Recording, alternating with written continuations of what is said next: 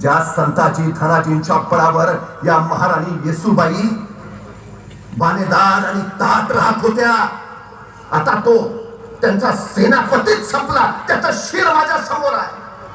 आता कुणाच्या बळावर स्वराज्य टिकवण्याची हिकमत ठेवतील? झुकावं लागेल. आणि हा पराभव दाखवण्यासाठी त्यांनी महाराणी येसूबाईंना आणि शाहू राजांना आपल्या दरबारात बोलावलं. त्याला वाटलं की आपल्या सरसेनापतींचं ते शिर पाहून महाराणी येसूबाई रडतील आणि आपल्या पुढे झुकतील. महाराणी येसूबाई शाहू राजांबरोबर दरबारात आल्या आणि औरंगजेब म्हणाला, महाराणी साहेबा, आपके सामने कुछ पेश करना चाहते हैं. आणि त्या तपकातलं वस्त्र बाजूला सारलं, समोर संताजी घोरपड्यांचं शिर बघितलं आणि मराठ्यांची संग्रामिनी ससाणी कडाडली. शाहूराजे मुजरा करा, मराठ्यांचे सरसेनापती आले. येसूबाई राणी सरकाराने आणि शाहू राजांनी संताजी घोरपडेना 3 वेळा जाऊन मुजरा केला. औरंगजेबाचा जरफाट झाला. गेली कित्येक दिवस माझ्या कैदेत आहे, पण मला मुजरा नाही. शिर तुटला सरसेनापती, त्याला मुजरे. तशा महाराणी येसूबाई औरंगजेबाला म्हणाल्या, हा महाराष्ट्र आहे जो निष्ठेला मुजरे करतो आणि गद्दारीला लाथाडतो. हा महाराष्ट्र धर्म जो मातीबद्दल, मातृभूमीबद्दल निष्ठा राखतो.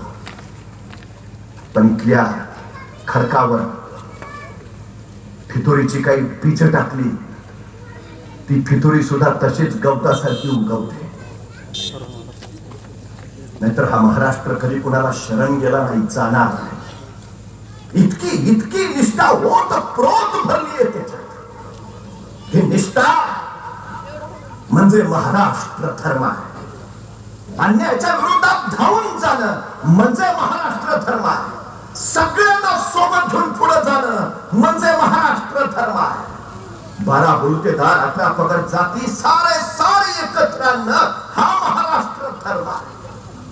प्रत्येकाच्या मनात आपल्या राष्ट्राबद्दल आत्मीयता निर्माण करत त्या राष्ट्राच्या रक्षणासाठी उभा राहणं हा महाराष्ट्र धर्म आहे.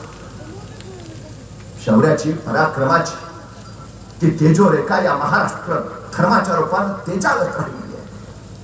ती पुढे प्रवाहित होत राहिली. खरं तर राहून राहून एक विचार सतत मनात येतो. 27 वर्ष औरंगजेब सह्याद्रीशी धडका मारत राहिला.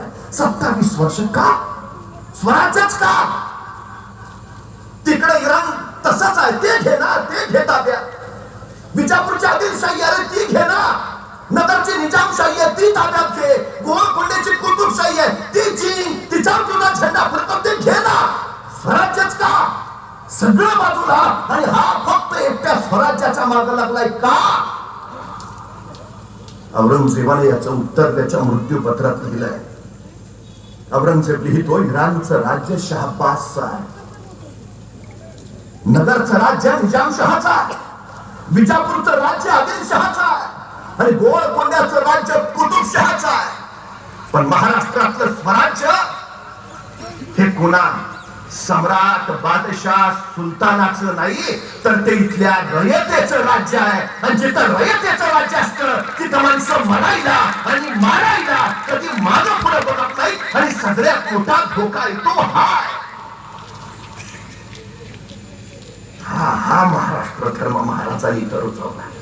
हे रयतेचं राज्य आहे, कुणा राजा, सुलतान, सम्राट, बादशाहचं नाही. इथला प्रत्येक जण राजा आहे. स्वतःच्या राज्यासाठी तो उभा राहतोय, लढतोय, मरण स्वीकारतोय. आणि म्हणूनच हे स्वराज्य धोकादायक आहे. बाकी कुणी चालतील, इराणचा शहाबाज चालेल, आदिलशाह, निजामशाह सगळे असू दे, काही हरकत नाही, माझं काही बिघडवणार नाही. पण हे जर स्वराज्य चिरंतन राहिलं तर मात्र माझं दिल्लीचं तख्तही बचावणार नाही. ही भीती आहे, ही भीती आहे. आणि तेच तर घडलंय. यवनांच्या चाकरीत असणारा छत्रसाल बुंदेला ती चाकरी सोडून स्वाभिमानी जागृत झाल्यामुळे महाराजांकडे आपण जे कार्य उभारलं आहात मला आपल्या सोबत काम करायचं, मला आपल्या चाकरीत घ्या. महाराजांनी स्पष्ट नकार दिला, नाही, आमची चाकरी करण्यापेक्षा आम्ही इथं जे करतो आहोत ते तुम्ही तुमच्या